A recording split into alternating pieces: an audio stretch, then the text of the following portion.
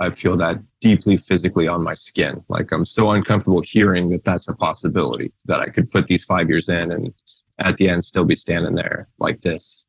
Right now, you feel that on your skin. Right now, yeah, like that's setting in. Something in me is reacting to like, wait, our current plan of kind of ignore these things and just barrel through, we could get there and then still feel like this. That's terrifying. It's likely. Oh, jeez. Yeah, it makes my knees weak. You are listening to The New Man, Beyond the Macho Jerk and the New Age Wimp. Your host is men's coach Tripp Lanier.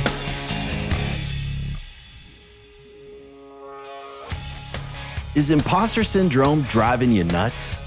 Are you going to be replaced if you don't constantly prove your value? And are your career ambitions really just a way to achieve some illusion of control?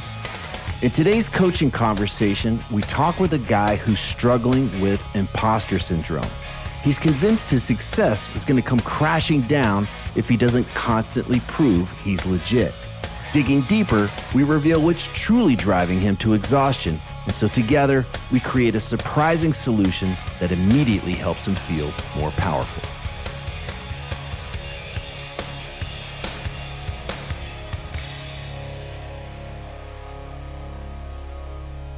What you're about to hear is an actual coaching call. The person being coached volunteered and gave explicit permission to have our conversation recorded for this podcast. But before we start, what the heck is coaching? I'm sure if you asked 50 coaches that question, you'd get 50 answers. So here's my perspective. I approach coaching like a music producer may work with an artist. My job is to challenge and support them to create their best work, the work they're called to create in this short time they have on the planet. So what does that mean? This, quote, work can be our professions, but really it's everything. Our relationships, our sex life, the impact we make, the legacy we leave behind. It's creating a life that aligns with our values, the meaningful experiences we want to have before we die, the stuff that has us feel more free, alive, connected, and at peace. So what gets in the way? It's fear, it's resistance, head trash, distractions, being comfortable doing the same old thing, even though the same old thing no longer serves us. Now, there are no quick fixes. I approach coaching as a long-term process, and this means that the conversations on this podcast are just a snapshot into that process. What I aim to provide in these snapshots is the opportunity to get in touch with who we truly are underneath that fear, to get a glimpse of who we're waiting to be when we're no longer holding ourselves back. Revealing this bigger, more whole part of us is just the start. From there, it's about doing the day-to-day creative work that makes good ideas a reality. So keep this in mind as you listen today, and I invite you to consider what you might create if you weren't holding yourself back. You mentioned something about vision, imposter syndrome. Yeah, go ahead. I've spent about a decade in my career, and I've risen up quickly. And so, especially in the last 2 years, I'm really kind of crushing it. And I thought I'd get more comfortable. And I thought with these things, I thought I would start to kind of feel like I'm filling my shoes correctly.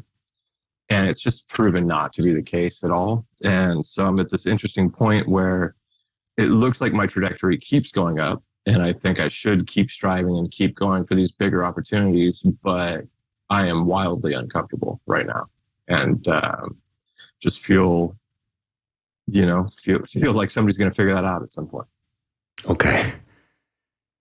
Can you give me some more of a specific sense of when you're uncomfortable, what's a bit of the internal dialogue that you hear for yourself when you're uncomfortable? Sure. I'm looking for someone to ask for the solution. I'm looking for mentorship. I'm looking for guidance. I'm looking for the adult in the room. And it turns out I've been put in the positions I'm in because I'm expected to be that grown up, So it's like my word now is kind of the final word in a lot of spots. And that's a place I'm not used to. Okay. And is it that, if I'm looking at challenge and skill, mm-hmm. Is the challenge far outside of your skill level? I work in creative. I hire teams, so I don't have, I hire artists, I hire writers, I hire all these kind of people, and I don't have those actual skills. So that might be exacerbating this for sure. A lot of what I do is making sure people are happy and moving and putting pieces together, the soft skills of it all.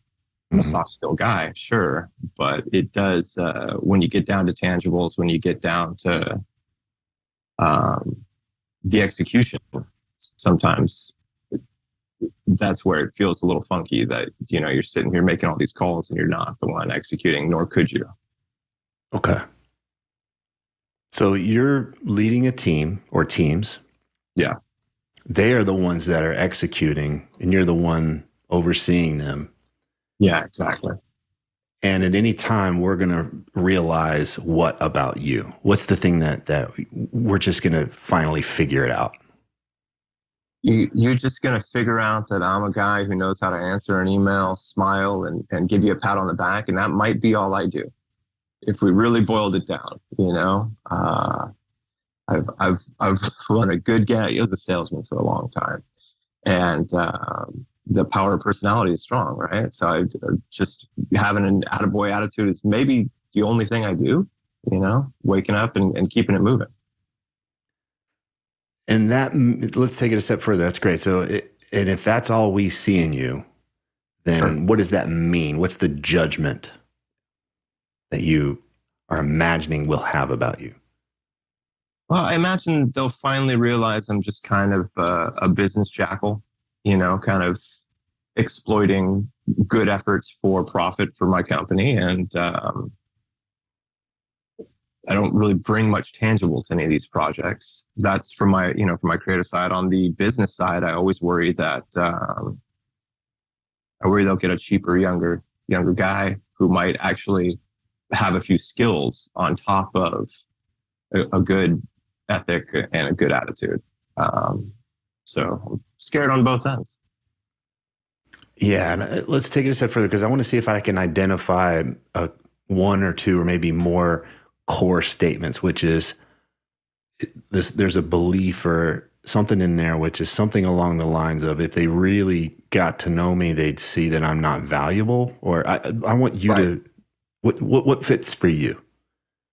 Yeah, exactly. If they really got to know me, they'd see I'm not, certainly not essential, but valuable is correct. Like I don't have the technical skills that when I was growing up, I imagined someone in my ranking would have, right?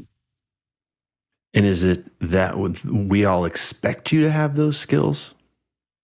Yeah, I mean, that's an unspoken agreement, but I thought we all, I've never spoken to anyone about this, but I my understanding of someone in the rankings that I'm at was that they had a very solid core, really hard skill background and really, they weren't operating in the uncertainty that I operate in daily. I thought they really knew where the boat was going. I thought they had the proof and the numbers and all those things. And what I do day to day is more reading tea leaves than having like a solid blueprint to follow. And so I can imagine from that perspective, if somebody said, hey, what is your technical background? What are your technical achievements? What are your technical skills? You would, would it be that? Is that the dreaded conversation? Absolutely. Yeah. Yeah. I'm not an MBA. I'm not a pedigree, I'm a boiler room guy. That's where I got my start. Literal boiler rooms, slamming deals. And then I just fought my way into the industry I'm in just by beating down doors. That's all it was. I didn't have the background. I had the gumption to just keep knocking on a guy's door till he let me in. Okay. That's it. I've been scrappy the whole time, but I've never been good. According to, here's what I want you to do is I want you to start to add according to a certain audience. Okay. Never been good. You don't get to where you are if you're not good. Sure. At something. So sure.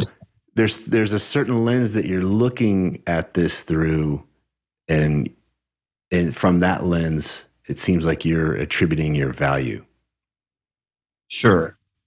So according to my vision of the world, according to critics, right? Like if you looked at the movie industry as a comp for what I do, you grow up wanting to be an auteur. You want to be Martin McDonagh making cute movies about Ireland. And then you realize you've turned into Michael Bay. You've figured out how to make profitable things that might not be the art that got you into this business. And there's a lot of, if you think about the reputations of those two people, I think that's how I feel a lot of the time is I've become, serviceable.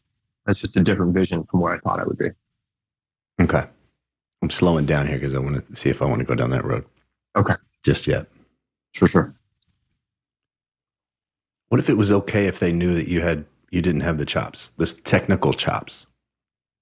I can kind of say to you, oh yeah, that's great. But like if I chase that down a little further, it's tough to figure out why they keep me in the mix then. It feels like maybe short term, they'd go, oh, okay, right. And then long term, they'd be looking for a way to replace me. It's like they figure out the magic trick. Oh, that was a cool trick. But then you go, okay, it's only a trick. We should probably find an actual wizard, right? Oh. If it was your technical skills were there, why do you think they have you in your position? If it was really about your technical skills, why wouldn't they have you bringing your technical wizardry instead of what you're actually doing, which is leading? Yeah. I've gotten where I've gotten by doing the work. I do know that. I see it in the rooms when other people take that step back, when something gets hard or when it's like, hey, can we get this done? I think the way I was raised, I didn't know you could say, no, we can't do it. So I think that's gotten me far. Like I was talking about earlier, it's just kind of that perseverance that is a skill I have. So I think there's a little luck too, right? You do the right favor for the right guy and suddenly they remember you. So I think I've gotten a couple of really good breaks that put me on high visibility projects that I didn't say no to. And I might be riding those breaks for all they're worth. It's interesting because, I have a background in more technical stuff. And what I found was that there were a lot of people that didn't want to lead. Yeah. They wanted to be technicians. They wanted to do their craft. They wanted to be left alone so they could do their thing. Yeah, 100%. And they were happy that that was the case. They didn't want to play the game. They didn't want to have to go charge through and beat on doors and all of the things that you're talking about, which is a completely different skill set. Right. They didn't want to have to manage people. They didn't want to have to tell people no and tell other people yes and make hard decisions. Yeah. And also be the neck right that the axe could come down on if something didn't go right. Yeah, 100%. And it sounds like you've got this perspective on what you do where you're forgetting what it is that you're actually bringing to the table and why you're there. Yeah. Yeah, I think that's fair. I think there's nobody happier than somebody who just gets left alone to doodle and do all that. And I get jealous of those guys. Absolutely. Okay. What's the ideal scenario here? Is that you're out of this position or that you somehow snap your fingers and it all goes the way, or what's the win? I think the crazy thing is that even though I'm sitting here telling you like, oh my gosh, I'm over my head, I'm drowning, I'm not the guy. Deep down, something else in me is saying, oh, we're still going up. We're still going to climb a couple other rungs. So the ideal scenario is to find some peace.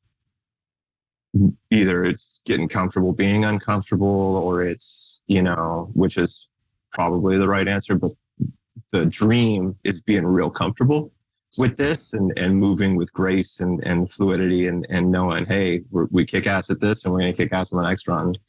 Because as much as I'd love to not be the guy with the neck out and just do a little technical thing and be left alone, that's not me. I'm going to keep going up. So I got to figure this out because that's the way it's looking. As you describe that, I could see at least two different people in the room.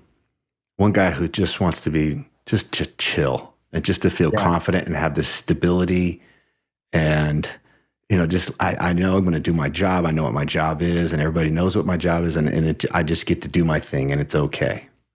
Yeah. Yeah, and that feels good, right? It's just like, I bet it would.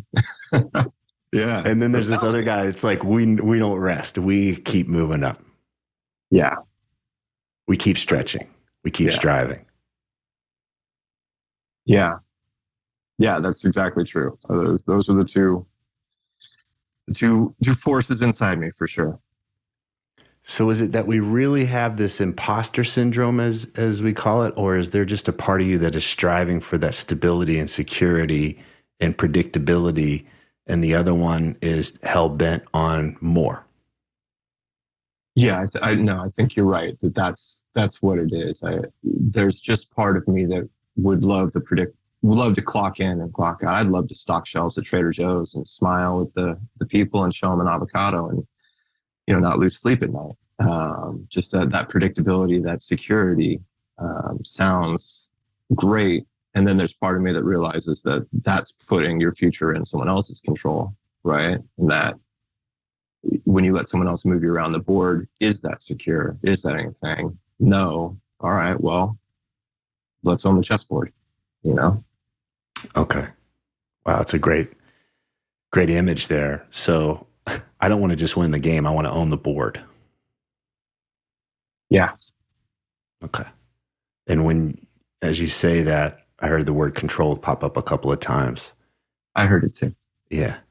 So the stability, there's one theory, which is, hey, we could find a groove and find our niche and just kind of settle into that. And that would be stability and security. And the other one's like, no, maybe the only way we have that control and we can relax is if we own the entire board. Right. Okay. And then we'll relax. And then we relax. And is there anybody else if we're in the boardroom of your brain right now, is there any other else that's piping up and has another theory? Are we missing anybody? I think those are the two strong voices. Yeah. Okay. And this tension between these two voices been around for a while? Are you familiar with it? Yeah, absolutely. As I say, even from 18, I've been in uncertain jobs, meritocracy jobs, earn only what you bring in. And I've always thought along the way, like, there's got to be a way to sleep more at night. Maybe it's in that clock in, clock out, do a skill, get a stable reward. So that's the road I've honestly never gone down. So it sounds like both of these aspects or parts of you want similar things. They both want to relax. They both want to feel like there's enough security that they can relax. Yeah. And they have very different strategies for going about that. Yeah, that's fair. Okay. But I like that we've got an end game for both. There is a shared desire, or that it lives in the same neighborhood. Mm-hmm.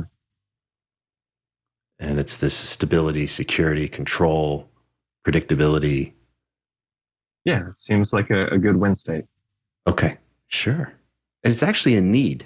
It's a need that we have. Okay. For certainty. Okay. It's hard for us to play and to be creative and, kind of other aspects of our abilities to show through when we're in this place of, I don't think everything's going to be okay, or we have to, there's this, is everything okay? I don't know, right? And our nervous system is jacked up. If we go beyond a certain amount, it's not an enjoyable state. Okay. It wears us out. We need a little bit of it. That's where we find flow. A little tiny bit. You don't get enough of it, then I talk to you and you're like, I'm bored out of my mind trip. I'm thinking I'm going to blow it up. Yeah, sure. that resonates. Okay. So we're moving from this idea. I don't doubt that the imposter syndrome's here, but I don't think I want to understand what's creating this environment for you. What would have you stretch here? I'm curious for you, as we're starting to identify this core desire for more stability, more certainty, more control. Mm-hmm. What starts to happen within you? Are you aware of where else that might be showing up in your life? Is it just with work and finances? No, control and letting go are themes that are present in all of my, in everything I do. Pushing things to an extreme, and that duality shows up in a lot of ways. I'm a light switch guy. It's 0 to 10. I haven't figured out how to install a dimmer. That's where I live in all these things. And control shows up a lot, and letting go. Absolutely. Okay. What if this was an opportunity for you? Early on, you were talking about being the adult, right? So what if this was an opportunity for you to step out of this either or duality and have choice, when to embrace this very ambitious part of you, when to honor this other part of you that wants to just downregulate and chill from time to time? But I want to introduce help you establish a third way for you, where it's not about watering down anything necessarily, but having choice. Okay. Instead of who's going to win the battle today. It sounds like your striver does, but this kind of either or thing. Yeah, that sounds good in theory. It's tough to picture. Okay. The part of you that is very ambitious and is seeking to own the board, as you say, when you talk about it, I don't hear the win of being other than more control. I don't hear it's like, oh, this is my creative vision to cure cancer and alleviate all the suffering in the world. It's like, no, it's control. You seem very clear around that, but I just want to see if I'm missing anything. Yeah, and I think that's a problem I'm putting some time into right now, is I don't have a really clear, other than, beat them up for more money, beat them up for more this. I don't have that clear path of a checklist or any kind of vision to what it looks like to win these things. So you're right. Right now, it's control, and that expresses itself through more power, more money, more whatever. That's all I'm hanging on to right now. Have you played this game enough to? I mean, is it validating to have more power, more money? Is it working for you?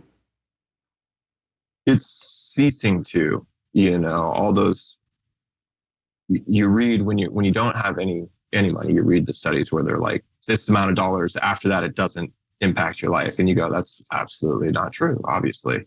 And then you cross certain thresholds, and then you go, oh, a bonus that used to seem like it'd be life-changing now seems like it doesn't light up those same synapses. It doesn't inspire you to dig deeper. And so the old ways are losing effect.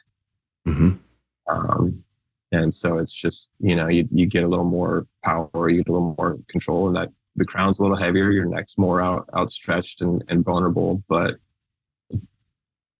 it's not, the rewards are not making sense right now.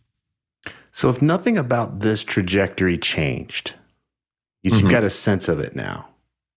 Sure. And you're smart enough to track it. Give me a sense of how much longer you think you've got on this trajectory of more is more. What's your sense? How many more years or months could you play this game, and it's until you start to really get a sense that you're wearing it out? Sure. I think that's fair. I think about that because, like I've been talking about, I got to this rung and am realizing, oh, we got to go to the next one. And so I think it's a couple years here, and then that next one we do 3 or 4 years. So it's 5 or 6 years of this, and then what? Okay. Yeah. Great. And I like that you've got that 5 or 6. Okay, so what would make this 5 or 6 years ahead truly extraordinary for this part of you seeking to own the board? What's that? What's his vision? Like, this is it. This is what needs to happen in these next 5 or 6 years. Now it gets a little fuzzy. I don't think filling in the drawing with exactly what is an exercise I've done. It's all fuzzy. It's like keep cranking projects, keep cranking product, keep but what those are is not clear right now. How would we know if it didn't work? How would we know if it wasn't working anymore? Internally, I'm not sure. Externally, I think the opportunities would dwindle, right? So I think the world would let me know if I was losing that spark. Yeah, in here, I'm not sure. And in my heart, if the work took a downgrade, I wouldn't see it, but I'll just rely on the world to tell me. I don't know if that's entirely true, because you've described pretty well an internal state of not feeling okay. Yeah. Being anxious, having a hard time relaxing. Oh, yeah. Okay. So if we were to imagine you have a dashboard in front of you and we had some gauges and we had that comfort level, that relaxation level, we could probably find a few other gauges. Do you feel trapped, or do you feel more free? Do you feel alive, or do you feel drained? Do you feel connected to the people in your life, or do you feel more isolated from them? Do you feel bored with what you're doing? Do you feel even more overwhelmed now, or do you feel more at peace? Yeah, I'm going to react to all those things. I feel trapped. I feel overwhelmed. I have been working from home for 3 years, so I feel isolated, and I miss that for sure. And that's a problem I haven't been able to think my way out of, which is frustrating, because it's a world that no longer exists, right? So that's a real tough one for me. We talk about soft skills. Those soft skills need humans to interact with to really shine. So that's been a tough few years for me. Yeah, so isolated, frustrated, restless, all those things. I would love, one of the dials you mentioned was that trapped versus freedom, in a very entitled way, because my career has went from a lot of freelance to one of my things I'm doing is technically, on a payroll, which affects how I like to live. Being the expert, you can kind of set your own schedule, but when somebody expects time for the money they give you, that affects you sneaking out to the beach in the middle of the day, or doing something like that really felt like both a way to calm down and also kind of a status symbol of the life I've been forging, right? And then now I'm trapped working from home and an environment that's not ideal. And it sounds like, well, I'm not really paying too much attention to that, because right now the game is control. And I want to take that a little further, because control isn't really an experience. But I could imagine we could figure out what this means for you, that if we said, hey, if I had more control, then I would feel what? My immediate reaction to that is calmer. If I had more control, things would be more predictable and I would calm down some. Okay. We could start to play with this now if we're looking at this 5-year window, that the part of you that really wants to continue to give it gas for a few more years, that if we got 5 or 6 more years into this and you didn't feel more calm, you'd be like, what the fuck, man? Yeah, that would be tough. Then we'd go back to what you were talking about of looking to blow it up. Okay. Yeah. All right. It'd be tough to make it 5. If it didn't calm, and it might be tough to get that 5-year timeline. If we did 2 or 3 more years of the current anxious state, we might be looking for some dynamite. Okay. So let's zoom out here. It's easy to look at this in terms of more things, projects, status, money. And those are great until they're not so great anymore, as you described. But we need them to a certain degree.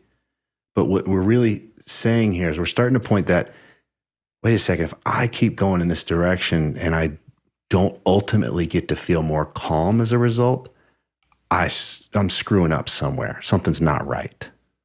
Yeah. Is that right? Yeah. Okay. Yeah, I feel that deeply physically on my skin. Like, I'm so uncomfortable hearing that that's a possibility, that I could put these 5 years in and at the end still be standing there like this, antsy. Okay. Right now, you feel that on your skin. Right now, yeah, like that's setting in. Something in me is reacting to like, wait, our current plan of kind of ignore these things and just barrel through, we could get there and then still feel like this. That's terrifying. It's likely. Oh, jeez. Yeah, it makes my knees weak. Yeah. You can test it. I'm not going to tell you not to, but I just. Well, this is good news though, because if you understand what the real end game is for you, and I'm sure we could even flesh this out more, but I love that you've got this orientation, this part of this, the compass is pointing towards this calm that you deeply, deeply want.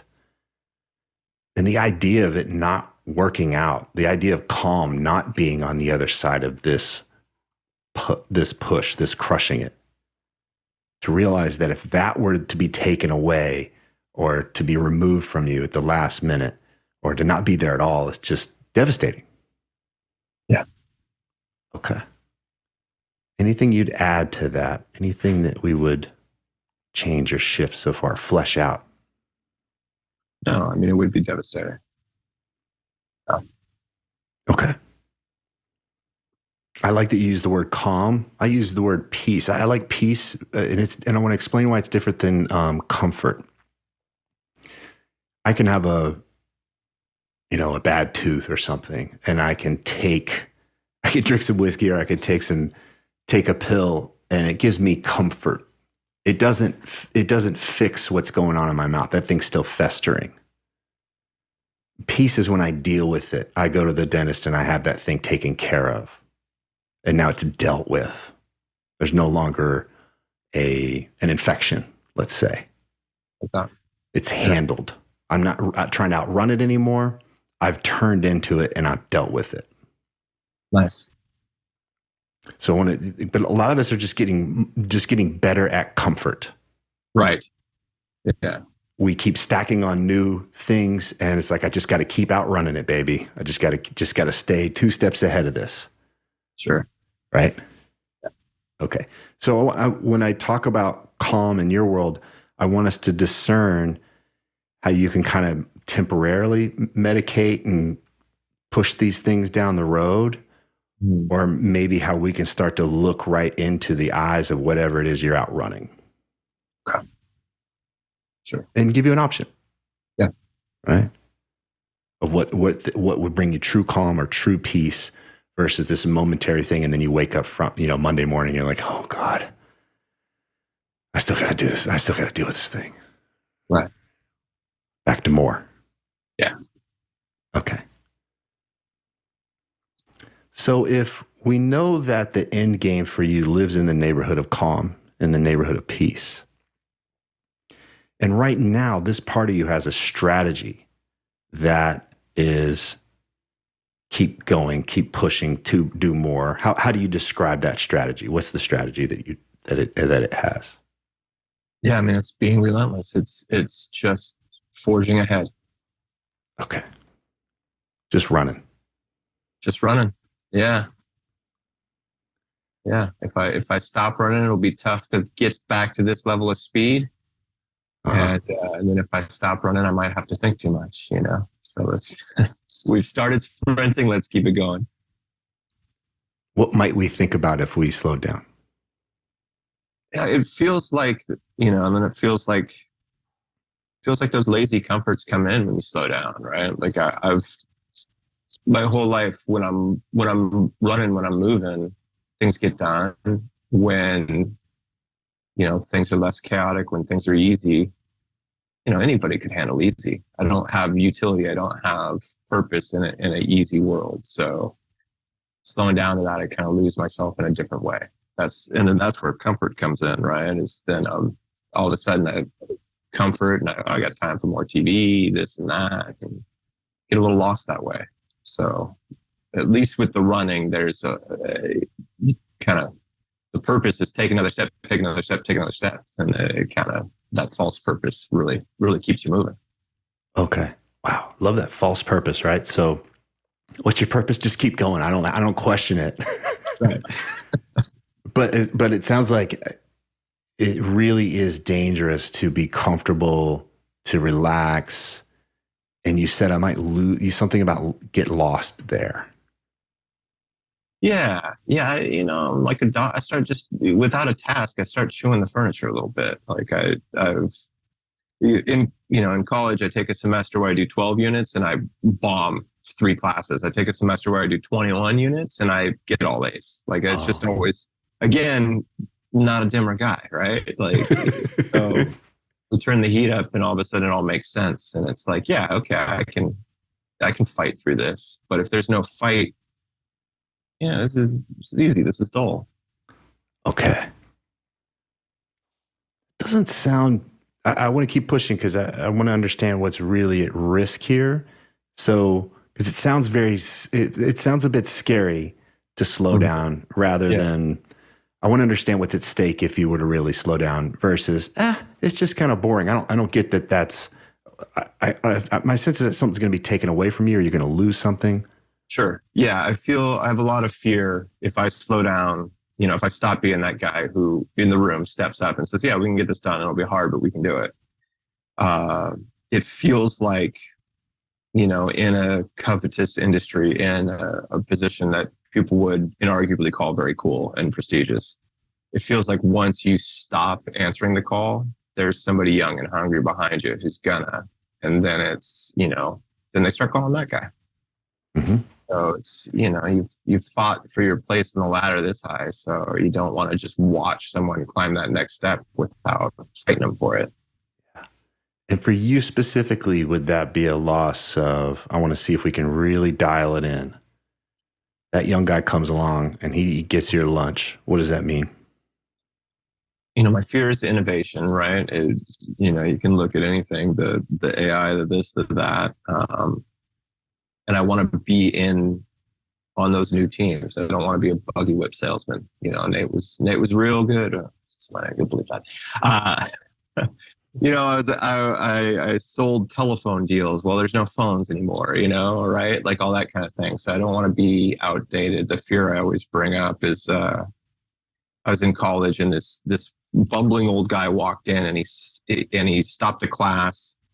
He begged the teacher for 5 minutes and he sold us all subscriptions to a newspaper, right? A dying art and all that. And I saw what a tough life this guy had built for himself. At 55 in a rumpled blazer that was definitely covering a stack of newspapers in his car. He throws that on, he goes and does this. And so my biggest fear in the world is being that newspaper salesman, at the mercy of the world, dying tech, you've been left behind. And now you're kind of falling on swords, falling on mercy every morning to make a few bucks. And would it be the financial part? I want to really get into what is the monster under the bed for you. It is. I mean, of course, right? You need money. So it is the financial part, but it's also just the pity, that's not a useful man anymore. It's a cautionary tale. And that would be a tough way to live. As you described that, I just heard a thing in my head that says, oh, I'm a loser.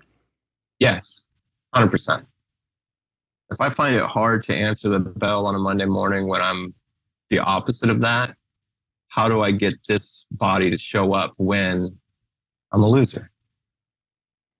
Okay. Imagine there's some more to unpack there. Mm-hmm.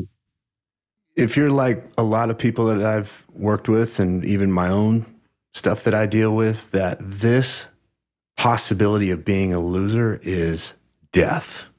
Yes. We'd almost rather take a bullet than 100%. Be that guy. No question. Yeah, I don't have to put any thought into that. I would much rather be gone than be that man. Okay. All right. So we were looking to understand what the end game is, and now I want to identify what the tiger is that's running behind you. Mm-hmm. Because this is why it has so much power. I want to understand what this thing is that has so much power over you. The thing you cannot be with. Mm-hmm. And it lives in the neighborhood of, I'm finally going to prove that I'm a loser. Yeah, it does. It's somewhat close to that. What would you change or add? I wanted to see if we can make it more really true for you. It's that I played it wrong. That I played the game wrong. So not just that I'm a loser, but it is an almost embarrassing waste of riches and talent. I'm very grateful and have been given a lot of good breaks. Like I talked about, there's so much luck that goes into being where you are in anything. And to have squandered that is just so embarrassing. I did not have, everybody's got something, but I've had so many fortunate things happen, and to have just blown all that, to have blown a big chip lead, to have, been 20 games up in the standings and not made the playoffs, like that would just feel disgusting. It would feel unlivable. Okay. I want to come back to the emotional language here because it's really important. So I'm a loser. I'm a disgust. I'm an embarrassment. Yeah. As we say, and we can always kind of feel ourselves like want to slither away from it. It's like, oh, right. Anything else? No, that's the language. Yeah. Okay. As we talk about it, what do you notice in your system? It's bringing up thoughts of, like I'm actually noticing some connection, it's like, I feel gross, but I feel it because I'm thinking of all the people who've taken shots on me and the loving family I have and all these things all these people I feel I have to be here for. And so we talk about duality on other things, but on one side, I'm so squirmy with that thought, but on the other side, I'm feeling the people I want to show up for. Do you need to wake up every day and prove you're not a loser or an embarrassment or a disgust to those people? Yeah. You do? Yeah, you need to wake up every day and prove that? Yeah, I think so. Yeah, I don't like feeling, I've trouble not showing up for people, or, I'm having a tough day. It's tough to be around my wife and admit that. I want to be, strong for her. The way that my family is structured, a lot of people come to me for support. It's kind of a one-way thing. I don't really flip it back. And I'm comfortable in that existence, even with the pressure that sounds like it brings. I'm imagining if I were to meet these people in your life and have a private conversation with them, I wonder if I were to ask them and say, does he have to wake up every day and prove to you he's not a loser or a disgust or an embarrassment? And I wonder what they would say. Yeah, let me know. Well, that brings up the idea that I have for you, which is, okay, you could check this out. We're all basing this around, there's an idea, and it's a cancer, which is this idea that every day I have to prove that I'm not this. And as you describe that, it sounds so exhausting. It can be. It seems to take all of the play out of it too. Yeah, that's fair. That's an aspect that I should have more of. And sometimes I'm baffled that there's less play in my life than there should be for the silly things that I bring into this world. When you were describing this fear of having this big advantage and squandering it, and I was thinking, wow, I wonder if he knows how loved he is and how accepted he is as he is, instead of, no, every day's a new game. Scoreboard 0-0 every day. I just had an immediate reaction to that and just got kind of emotional, and just like, it's not something I've allowed myself to think about. Why not? What happens when you think about it? It's tough to think about. I'm trying to, and it's hard to separate love and expectation, where it's, I know the people in my life love me, but I think they love me because, right? I can't get that because to separate. And I don't know if that's normal or that's how everyone views the world, but that's how I'm feeling at the moment. Is that how you view the world? Are the people in your life that you view, is it a new game every day? Well, let's see if I'll love them today. No. No, that's extreme even for me. Wait, so you can love them without kind of crossing your arms and keeping score all day? Yeah. I don't know. I don't like the way they left their dishes out. Today's not looking good. Hey, can be true. How is it that you love certain people in your life? I want to understand how you view them and how you're able to love them. What's your relationship between this love and expectation? It's for you, on your side. Yeah, I mean, the people that come to mind, I'm thinking of just because we're talking about something like this. So I'm thinking of people I love that are deeply flawed, and that doesn't affect my love for them, right? It affects my level of frustration for them. I see a dish, there's a reaction of this again, oatmeal not rinsed, Jesus. But it's not affecting the love category. It's just, it's that short, immediate thing, but the deeper, long emotion is still unscathed. And then carrying it into bigger, even personality, deeper things. I don't worry about them changing. I don't worry about if they never change or grow in the way that I want to control. I'll still love them. Mm-hmm. I'll just be hopeful for them. So you'd like for them to improve and be better, and there's room for that, but it doesn't change that fundamentally. Right. They have your love. Yeah. Yeah, absolutely. Is it possible that some people feel that way towards you? Is it conceivable? It is conceivable.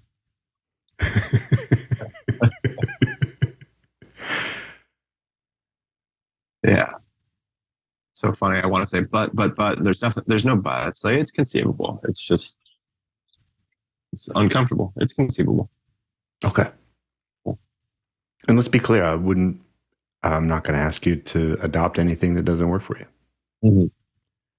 What I do want to help you consider is that there's daylight around this belief that love is tied to expectations and performance. When in actuality, what might be more true is that love is a birthright and it's not something to have to re-earn every day. Huh. I mean, that'd be a better way of living. This starts to give us a window into what could be possible for you. Okay. So if we zoom out, Mm-hmm. we've got this core thing. I'm not valuable. I'm a loser. I'm an embarrassment. I'm a disgust. We've got to outrun this tiger. Yeah. Whatever I do today, I cannot let this tiger eat me. Absolutely. So the answer is more. Yeah. And baby, there's no calm there. This tiger's coming. Right. Right. And every day it's another chase. Yes. Yeah, the tiger stays hungry. Tiger stays hungry. He's relentless. Yes. And what might relax this is something in there. Okay, if this is about the relationship between love and performance, that's going to get projected onto your work. It's going to get projected on everything that you do. And we could start to just consider, what if it wasn't 100% true? What if? Mm-hmm. And then I would push it even further. Bonus round. What if that tiger could eat you? You'd come back stronger. Mm. Yeah. Yeah. I mean, I think there's evidence, right? I haven't run a perfect race. So I've been caught before and I am stronger. undeniably so. So I think that's definitely fair. And maybe I forget when I start running like this that has happened, and that I have come back, and that this is a cycle. It's tough though, you just because you fell down and got up is that proof that you always fall down and get up. If we're trying to stay away from always thinking and pushing it and all that, it's a tough thing to trust, even though it has proved to be true for all these years. I can imagine putting some daylight between what could be a professional challenge for you and something that feels like this egoic death. Yeah. Meaning, hey, I can reinvent myself professionally. I may not want to. It's a pain in the ass. But fucking A, I'm strong. Right. And I'm capable. And none of that means I'm a loser. I'm a disgust. I'm an embarrassment. I'm unworthy of love. That not having to experience that in the process, or not having to have that be what this is really about for you. Yeah. I can imagine having a lot more space to be creative. And even take risks. Yeah. Yeah. The vision of kind of space between things. Right now they're all compacted so flat up against each other. There's no insulation on the wiring, but kind of getting that all spread out in my head and separated, and getting back to finding some fun in this, and taking shots on maybe things I'm passionate about would be good. Mm-hmm. Is there any area of your life where there is space here for you? Like the work's big, right? It's where we feed our families and all that kind of stuff. But are there places for you where I could take a shot, it's no big deal, and I can lose a pickup basketball game, or I can whatever? It doesn't feel like it's an arrow right into the heart of loser and disgust and that kind of core wound. Yeah, when I get out and when I'm physical, I have that. I play. I'm in the gym a lot. I play some racquetball, I surf, and I don't care about being. I care about being good at racquetball, to be fair. But if I lose, I'm still loved. I think surfing, I don't care about being good at all, which is wonderful. That's the only space where, ocean's I'm not gonna beat that thing no matter what I do. So it's kind of a nice hobby to be involved in, where you're never gonna be better than the ocean. Let's go there. Okay. I surf too. And I find that enjoyable. What you just described is there's no expectation for me to be the winner here. Yeah. It's just not expected.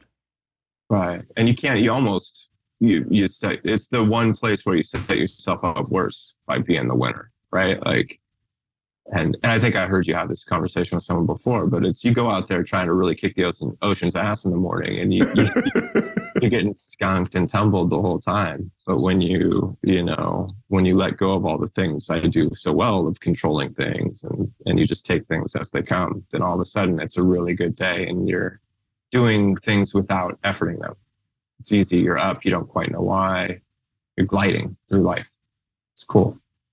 And what you just described there wasn't, oh, I'm on the beach on a towel, I'm disengaged. You're still engaged. You still got to paddle your ass off so the set doesn't clean you out. You're still in it. Yeah. I think that's this, again, like the difference between 1 and 10 here, which is, no, I'm still in the ocean. I'm still paddling. I'm still going to get taken and get hit. I'm still going to come home and have a ton of water in my nostrils. Yeah. Right? It's part of the game. It's how you play. And so, but if we come back to where I have to be this guy, I have to be striving or else, or I'm this other guy where nothing is happening. Yeah. I mean, it was beautiful how you just described that, what I would call engagement. You're engaged. Yeah. And it's not personal anymore. Right. Everything that we started out, that we've been through today has been personal. It's been about you. Yeah. The imposter shit, whatever, somebody coming to take your thing and how you might look to yourself or look to others, right? Yeah. That's been the real heavy part of this is me. And there's something how you describe about being in the ocean where it's just not about me anymore. I'm not worried about that. Yeah. If I were to surf like I'm working right now, it would look so funny, right? Only making sure you catch that wave exactly perfect and exactly in a lane and all these things. And like, it just wouldn't work at all. And that's how I'm working at the moment. Like I wouldn't, don't take a shot at this one. Just let it go and wait for it to be perfect. And then fight very carefully for your spot on that perfect moment. And make sure everybody else thinks that you are, qualifying for the tour. Correct. Yes. And they're all the pieces, and staying off things and staying out of my way, which is never the case in Southern California beach. So yeah, it's really laughable to think about like how impossible that would be and how you just it all falls apart right away. I can just see it all collapse. Yeah. And that's how I'm working right now. Just in an untenable way.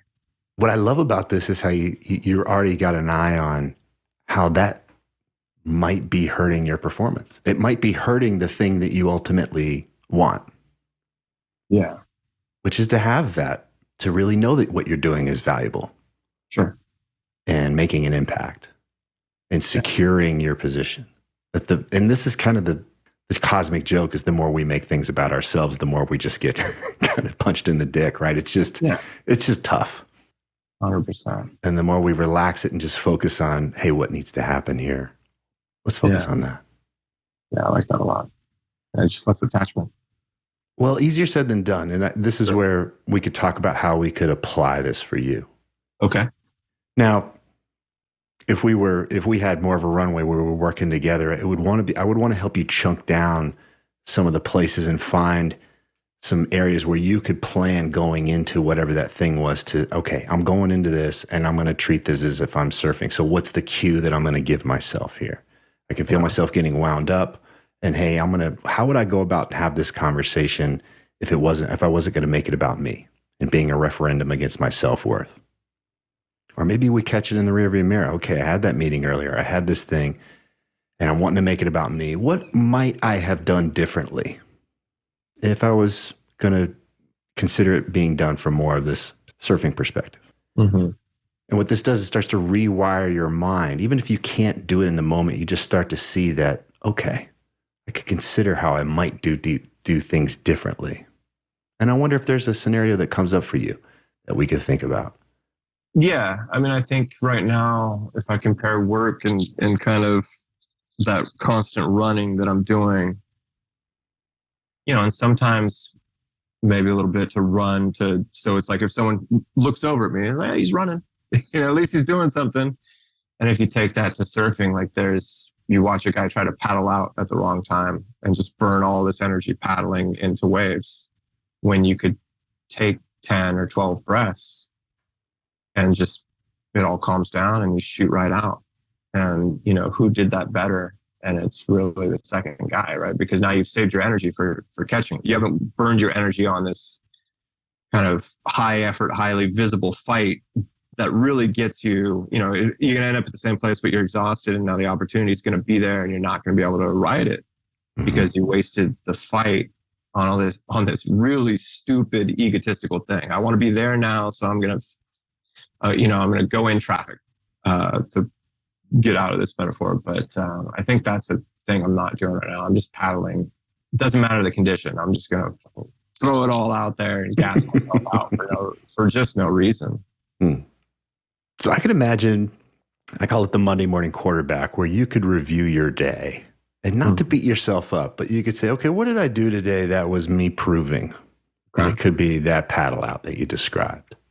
Yeah. And it could have been, wow, I went way over doing this other thing. And then I exhausted myself doing this, or whatever it is. And you just look at it. You just look at that list. No self-criticism. Just, oh, interesting. Because what we want to do is just to help you build awareness of these behaviors and understand and have a compassionate reason why they're there. Like, okay, this is the thing I'm doing because I don't feel calm. I want to feel calm. And this is one strategy. It's wearing me out. Yeah. Okay. And then you could start to play, what might I have done differently instead of that?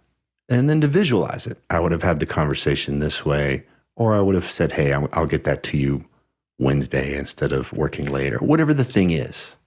And at least just start to build this awareness and that there's another path instead of this rigidity, the rigidity that you've got. Yeah. One way. Yeah. And then over days and weeks, you start to recognize, oh, that choice is available to me now. Okay.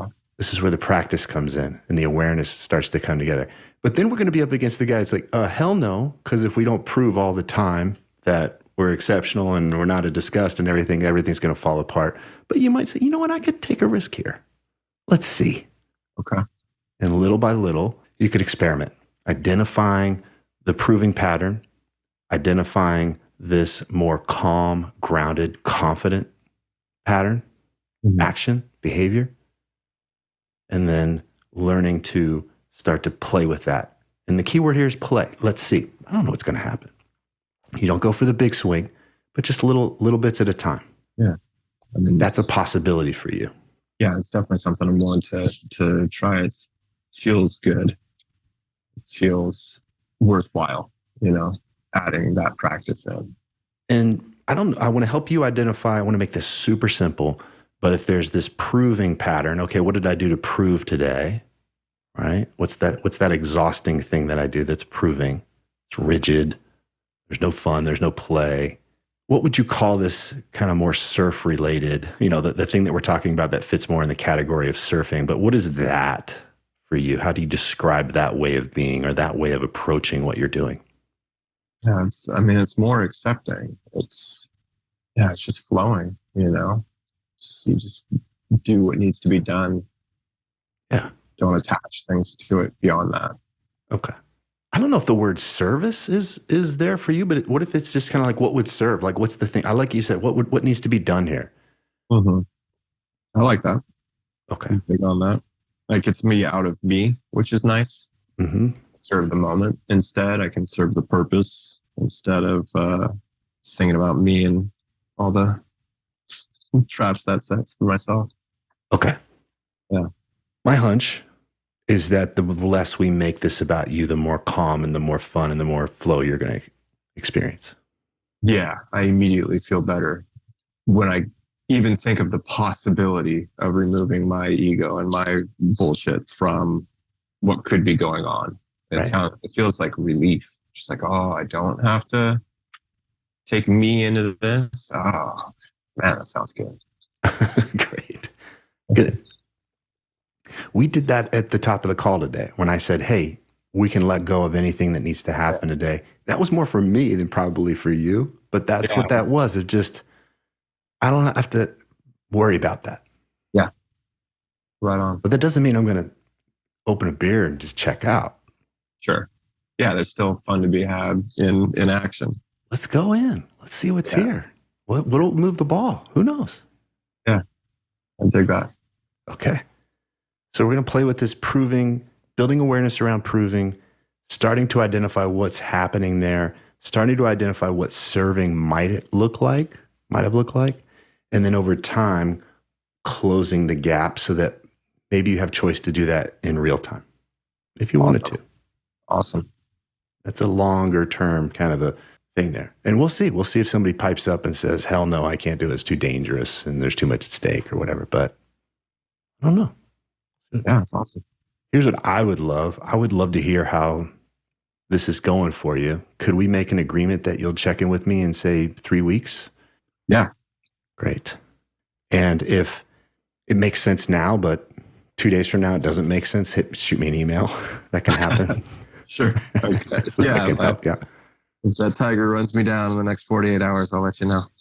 It'll feel like death, but you'll be fine. Yeah. Fair. Right on.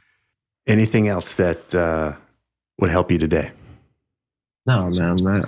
I like this a lot. I think I just like the label of proving things. I like that a lot because that's just very true. That's what I'm dealing with.